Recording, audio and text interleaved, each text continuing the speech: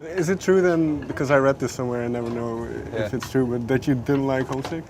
I didn't like it. Larry, we were talking about this last night. Larry, our guitarist, loved it. He was like that. He's picked all the singles and he said where they're going to go and how they're going to do on the radio and all that stuff. He's like, we call him the Oracle, like, because he picks everything, decides where everything goes, and he loved it. He was like, that's the next single. But I thought it was pretty shit. But I think it's the most original song we've got. Like that's the only song that's the only guitar part I've actually written myself. You know what I mean? I haven't ripped that off anybody. Like normally they've all been like, oh, I like that song, I'll take that drum beat and then write a song over it. But that was the only song I didn't do that with.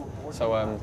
But why then didn't you like it at that point? I don't know. Sometimes that's the way it is. You know what I mean? Sometimes you kind of subconsciously scan over a tune. You know what I mean? And like, I love it now. Like the album opens on it because I love it. Like I just think it's the first song that really put us on the map, and it's one of my favourite songs to play live and just listen to. You know what I mean? I think it's a class song. I like the chorus of it. I think the chorus is good. I think the words are good. Don't know why I didn't like it. Don't know. I guess I thought it was a bit soppy. The start is quite slow, and I was just a bit scared of it. You know what I mean? Okay. But then the crowd brought it alive. Like we used to play it live, and I used to hate it. And then when people started to know it, the room started to bounce. I was like, this is amazing. You know what I mean? Overnight, the song changed. So. Okay. So in those terms, then, do you have a favorite? It's difficult to pick one, but do you have a favorite on the album? Cocoon, my favorite, or Hourglass. There's a song called Hourglass, which I really love. Because I just think it's like a brutally honest love song. You know what I mean? We were never able to write a slow song, and that one happened in the studio. And I chased it for ages. I don't chase songs. Like normally takes me the amount of time it takes to listen to it, to write it. It's like 5 minutes, something like that. You know what I mean? So it's normally quick, but that song it took me about 3 weeks to chase, and it did my head in. But I'm really proud of it. I like that one. And Cocoon. What made you stick with it with this song? I just knew it had something about it. Like I knew it had like this flair. When we first wrote it, it was kind of like a Strokesy kind of 1251 kind of tune, but then like really upbeat and pacey and that full band. And then I was just playing it one night in the studio about 1 in the morning. So I was just playing it like really dazed out my head, and like. The producer was like, you've got to do that, we've got to do it like that, go in and record it, and I did it all in one take, so everything, it's not perfect, you know what I mean, there's like bum notes and all that kind of thing, and the guitar's kind of out of tune. It's just, I think it's really the moment on the album, that's the moment where you realise, shit, I'm listening to a young lad here who can just go out and play the guitar, you know what I mean, it's like, it's good, I really, really like it, you know. What was the instigation for the song lyrically? What started it? It's about being away, like longing for someone, like being away from someone for so long. Like because I'm on tour so much, I don't really get to see anybody. And like I watched this Ewan McGregor film. Like I love Ewan McGregor, this actor. And like when I got home, I watched this film with him, and he goes away as like a soldier in it, and then the army tell his wife that he's been killed. So it's like I thought it was a really good thing to like nobody craves anybody as much as like a soldier's wife. Like if you're a soldier's girlfriend, nobody in the world misses somebody as much as you do. You know what I mean? Because you're so worried all the time. And I just thought it was a good analogy really to say to people who are missing their loved one kind of thing. So it's just about being away from somebody you love. That's it. Was it written with a specific person in mind? Yeah, man. Like I've written, well, like loads. You know what I mean? I love my mum and dad. Love my best mate. Like love my girlfriend. Like. About her really, like she's the best. Was she because a lot of these songs are about relationships? Yeah, yeah. Was she the focal point of it? She is on the newer tunes, like Cocoon. It's about her, like when I went to New York, and it was about not letting anybody get us down. It's just about me and her, you know what I mean? But some songs are about ex-girlfriends because I wrote them when I was like 17, 18, okay. And some songs are about Lowie's girlfriends, you know. So like. Okay, so it doesn't have to be specifically your own story. No. I sing them from my point of view because I like people feeling like they can relate to it, like I'm the narrator kind of thing. But most, like, I take songs from other people. They're all true stories. I can't make stuff up. So like, growing up in a small town, like I've taken bits of people's stories and just stick them together. You know what I mean? And all kinds of stuff really. There's one song, Tyrants, and I think it's the final line which intrigued me. Tyrants helped us build us. They won't mind us throwing us away. So what? I wrote that when I was like 14. That song's the only one on the album. That's only on the album just for like the sake of like we've got to put it on. You know what I mean? It's our first ever real song, and like so we put it on because it's one of the first songs we ever did, and we've always ended the set on it. So it's more about the music, that tune. But that bit that bit was just like, it's just a hook I had. I guess it's about politics. I don't like politics, but I guess when you hear it, it's like, it's just about people, you know, like those people who kind of manipulate her, like into believing things, won't think twice about, you know, fucking you over, basically. So so the people, just about like, the whole song's about a house party, so I don't know what the fuck that last bit is about. But yeah, it's about this house party I went to when I was like 15. It was nuts, and like, well, that house party, we like, my cousins like broke into this warehouse, and and then they all set like a DJ DJ decks up, and we just had a massive party in this warehouse. It was mad.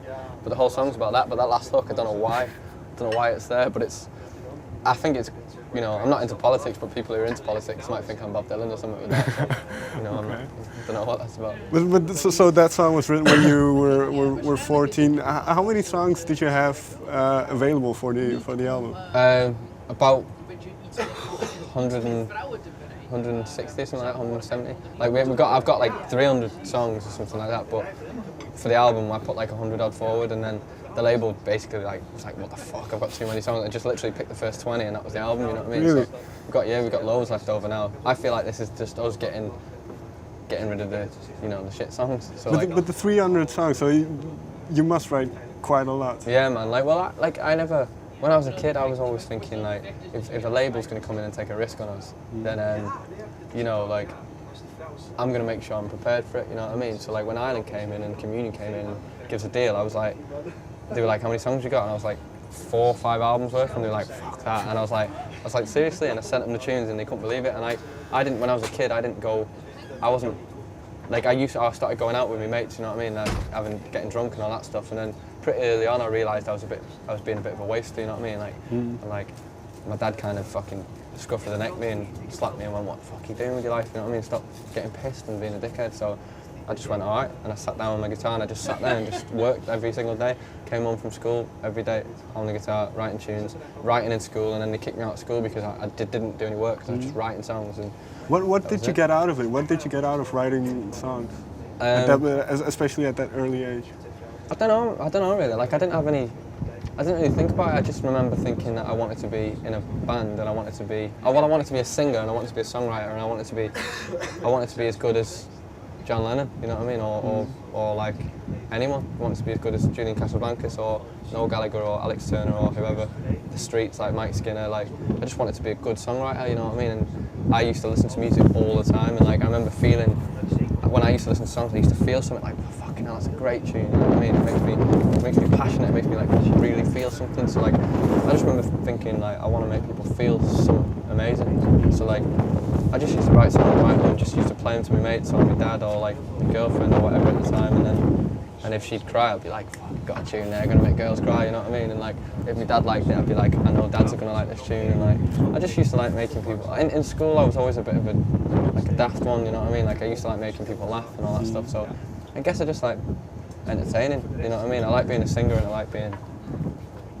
writing songs. So I don't know what it was. It wasn't money or fame. It was just like, I don't know, just something to do, I guess. I felt like it wasn't Dawson. I was creating something, you know what I mean? I've always like creating, and like, you know, it's just tunes in it. I just used to like writing tunes, and that was it. And then I remember I used to sit and, you know, like FIFA, you played the footy game, FIFA. Right. I used to sit behind my mates playing songs, like pretending I was the soundtrack of it. And like, you know, like it was always a dream of mine to get on the soundtrack of it. So I used to just like, you know, like when you watch a film and a good scene comes in, a scene hits you like, and it's because of the music. Like, right. Just all that kind of thing. I just wanted to be a part of something bigger, you know what I mean? A bigger picture than just, you know, going to Curry's and working and selling laptops or whatever. Just wanted to do something a bit different. So. And then with so many songs, do you ever, I suppose you keep them somewhere, do you ever listen to them? No, I kind of just write them. I never write anything down. Like I don't write lyrics down because I feel like if I don't remember them in the morning, then nobody else will. You know what I mean? So I don't write anything down, but I record it into into my phone or like a tape deck or whatever, and then I just keep it all saved up really. Like, and I just come back to things. Sometimes I take choruses. Like say if I need a chorus, I'll just dig into like the files and just go, oh, there's a good chorus. I'll have that. Put it in a tune. So like I've just got loads and loads of stuff, you know what I mean? Like like my phone is just full of one-line lyrics that somebody like I've walked past drunk has said to me, you know what I mean? I'd be like, that's a good line, you know what I mean? So it's just, I just stack them all up for when I need them. You know what I mean? And I'm always writing. So like those songs might be scrapped in a few years because we've got better ones. You know what I mean? So yeah, it's good. Yeah, I was going to ask because finally, this is your first album is still yet to come out. So, but have you thought about what's next? Have you thought about because you have this plethora of songs that you thought Yeah. The thing is with us, it's always been about live. You know, like gigging live. So it's like touring has always been the kind of dream for us. So it's like next for us is like selling out massive venues. That's what we aspire to do. So this album's going to do what it needs to do, and it's going to touch the people it needs to, and the people who believe in the band are going to get it, and they're going to go, fuck, that's a good album, you know what I mean? But you know, it's going to, I don't mind really, I don't mind what happens next, as long as what happens next, we're involved in it and we care about it, you know what I mean? I don't want to, I'm not doing it for like money or fame or anything like that, so it's all about being passionate about it. So no matter what happens next, if we go massive and we play to arenas, then great. If we stay where we are, then great. And if we go smaller, then great. Like as long as 10 people are coming to see me, as long as one person wants to come see my band, I'll go out and play to them. You know what I mean? Like we played in America a couple of months ago, like first tour in America, and we got there and there's like 15 people there. Like we played our first gig and there was like 15 odd people there. And bands were like, the bands we were playing with at the time were like, fucking hell, there's only 15 people there. And I was like, I'm in fucking America, mate. Like I don't know about you, but I'm 21. I didn't get, you know, I've got flown to America because I wrote a tune in my bedroom, which just makes me fucking piss myself laughing. Like I can't believe that. And like, well, I can believe it, but it's just madness. You know what I mean? And it's just like, it's just funny. You know what I mean? Like I do it. So I'm just like enjoying myself. You know what I mean? Really enjoying myself and working hard. So yeah, I don't mind where it goes, man. As long as it goes. I want it to be the best thing in the world, but if it doesn't, then it doesn't. But I know that we've got the ability to make it the best thing in the world. Do you know what I mean? So fair enough.